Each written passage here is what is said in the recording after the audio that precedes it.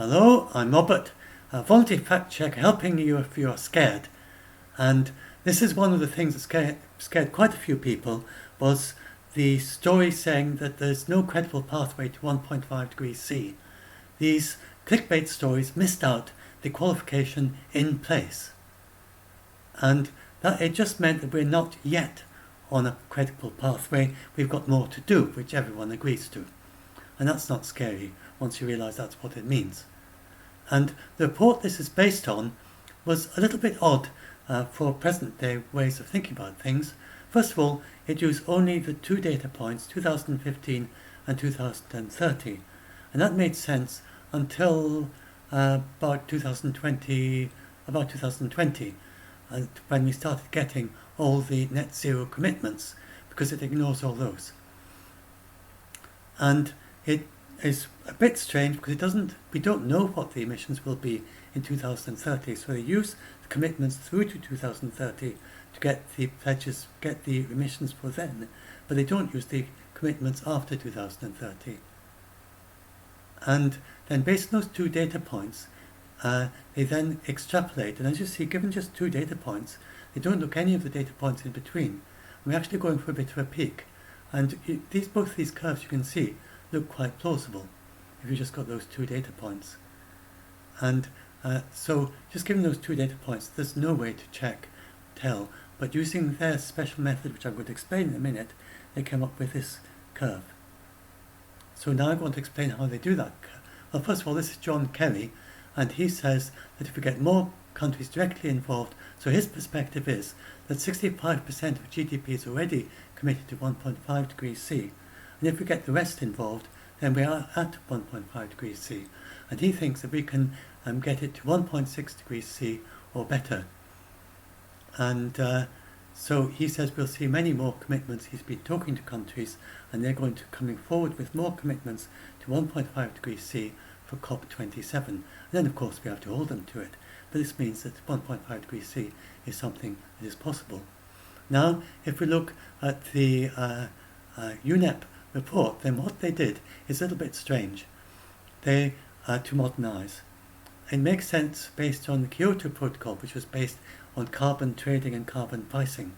So they said, suppose we had only the 2010 policies, nothing added since then.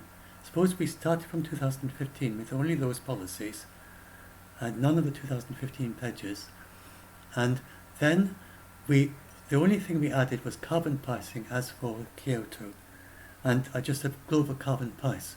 Now, I think it's even simpler than Kyoto, not cap and trade, just a carbon price. And then they work out if you've got a $20 carbon price, you would end up there at that second data point. Then projecting a $20 price to the end of the century, it's roughly that. They said that for 2021, they don't give the figure for 2022 that I could see, but probably about the same. Then project the end of the century, we get there. And that's their 2.6 degrees C projection. And they agree that if all countries kept their 1.8 degrees C net zero targets, that we would end up at their net zero targets, the ones that have agreed to it already, that we would end up at 1.8 degrees C, and if we can hold those to their targets. So they really say nothing any different from all the other reports, except for this approach of the carbon pricing. This misses a huge amount under the hood. For instance, it doesn't take account of regulation, it doesn't take account of incentives, it doesn't take account of the investment in increasing technology for renewables, and the very remarkable, for instance in China, the renewables growth, tripling of the renewables capacity in just 5 years, and a huge growth from a few percent to more than a quarter of all cars in just 2022 or 22, I think, was in the number of new cars sold. We can expect just about all new cars sold in China to be electric within a few years, before the end of the decade, and we can expect them to very rapid renewable growth from the doubling every 3 to 4 years, and that is continuing into the future. There's nothing to expect that to stop. So we can expect China to have reach 100% renewables sometime in 2030s, possibly before, and then not long after that reach 200%, which would mean that they have all the electricity for their cars, plus a lot of renewable electricity for industry, all the industry that can be electrified sometime in 2030s.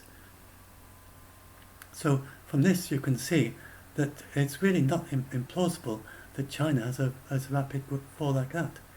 And I personally, because China always overachieve on their pledges, and because of the Asian approach of always understating what you're going to do, so that you can then, because it's a great shame to overstate and then fail on it, but if you understate and you succeed, then that's a very positive thing, and that's greatly valued in Asia. Whereas in Western countries, it's the other way around, that if you overpromise and then you fail, you're praised for your ambition. So we have it back to front in the West, and people who overpromise are looked up to, whereas in Asia, people who underpromise look up to in this sort of thing. So I expect them to reach zero emissions, have a 2050 target if they're saying 2060, and all based on the under the hood, and then they may be able to up their pledges to 2050.